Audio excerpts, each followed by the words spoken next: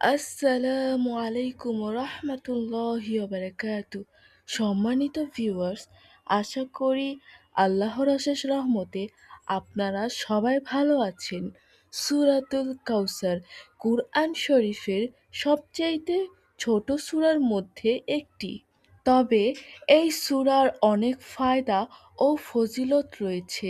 তার মধ্যে আমি আপনাদের কিছু ফায়দা বলবো যা আমাদের সবার জন্য প্রয়োজনীয়। তার আগে ইসলামিক ভিডিও পেতে র্যান্ডম প্লেস চ্যানেলটিকে সাবস্ক্রাইব করে পাশে থাকুন। যে ব্যক্তি সারাদিনে ১০ বার সূরাতুল কাউসার পড়বে এবং নিয়মিত পড়তে থাকবে, সে ৫টি ফায়দা লাভ করবে। ১. গুনাহের অভ্যাস দূর হয়ে যাবে এবং আল্লাহ তাআলা তার সকল গুনাহ মাফ করে দেবেন। ২. আল্লাহ তাআলা এই সূরার বরকতে রাসূল করিম সাল্লাল্লাহু আলাইহি ওয়াসাল্লামের জিয়ারত স্বপ্নের মাধ্যমে নসিব করাবেন। সুবহানাল্লাহ। যদি কেউ এটি নিয়মিত পড়তে থাকে তাহলেই তা সম্ভব। ৩.